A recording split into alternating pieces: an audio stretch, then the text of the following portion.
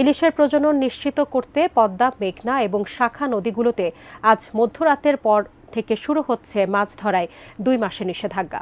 এ সময়ে কর্মহীন হয়ে পড়বেন উপকূল ও মোহনার কয়েক লাখ জেলে। সরকারি বরাদ্দের চালের পাশাপাশি আর্থিক অনুদানের দাবি জেলেদের। আর নিষেধাজ্ঞা ঠিকমতো মানলে এবার ইলিশ আহরণের লক্ষ্য অতিক্রম হবে বলে আশা মৎস্য কর্মকর্তাদের। বিস্তারিত ডেস্ক রিপোর্টে। ভোলা জেলার ভেদুরিয়া থেকে চর রুস্তম 100 কিলোমিটার এবং ইলিশা থেকে চর পিয়াল পর্যন্ত 90 কিলোমিটার। প্রতি বছরের মতো এবারও এই 190 কিলোমিটার এলাকায় মেঘনা তেঁতুলিয়া নদীর অভয়াশ্রমে ইলিশ সহ সব ধরনের মাছ ধরায় নিষেধাজ্ঞা শুরু 1 মার্চ থেকে, চলবে 30 এপ্রিল পর্যন্ত।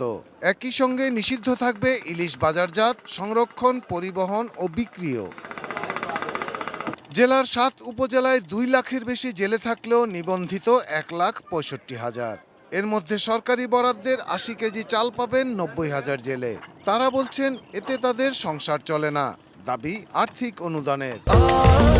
স্বাস্থ্যকর অল টাইম ফ্যামিলি কেক, সব সময় অল টাইম হেলদি লাইফ। যদি এর সাথে কিছু অনুদান করতো আমাদের জন্য অনেক ভালো হইতো। বাজার সদারের টাকা পয়সা যদি দিয়ে দিত তাহলে আমরা নদীতে যাইতাম না, আমরা অনেক সুন্দরভাবে চলতে পারতাম। জেলা মৎস্য অফিস জানিয়েছে এবার নদীতে ইলিশের পোনা বেশ সন্তোষজনক। 2 মাসের নিষেধাজ্ঞা ঠিকমতো কার্যকর করতে পারলে লক্ষ্যমাত্রার চেয়ে বেশি ইলিশ আহরণ হবে। আমরা এই 2 মাস যদি জাটকা সংরক্ষণ করতে পারি তাহলে আমাদের যে ভোলা জেলার কাঙ্ক্ষিত 1,85,000 মেট্রিক টন লক্ষ্যমাত্রা রয়েছে ইলিশের, সেই লক্ষ্যমাত্রা আমরা ছাড়িয়ে যেতে পারবো। চাঁদপুরের মতলব উত্তর থেকে হাইমচরের চর ভৈরবী পর্যন্ত পদ্মা মেঘনার 70 কিলোমিটারও নিষেধাজ্ঞার আওতায়। জেলায় লক্ষাধিক জেলে থাকলেও নিবন্ধিত 45,000-এর মতো। এর মধ্যে সরকারি বরাদ্দের চাল মিলবে 40,000 জেলের। কোনো কাজ জানি না, আমাদের কোনো কাজ নাই, জমিন নাই, কৃষি কাজ নাই, আমরা শুধু জাল ভাই নিরুপায় হইয়া অভিযানে গাঙ্গলাম তো জাল্লো চাল দিলে ইয়ারা খাইতলে নেতা ফেতারা খাইলি তো, এখন যে চালটা যে ফুরকিত জাল্লো যারা তারা যে পায়। জেলা মৎস্য অফিস জানিয়েছে 2 মাস মাছ ধরা থেকে বিরত রাখতে জেলেদের সচেতন করছেন তারা।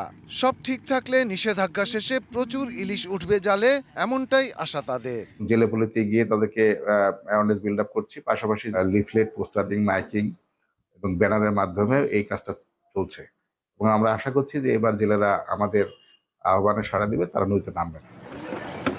Shahidul Rana, desk report, ATN news.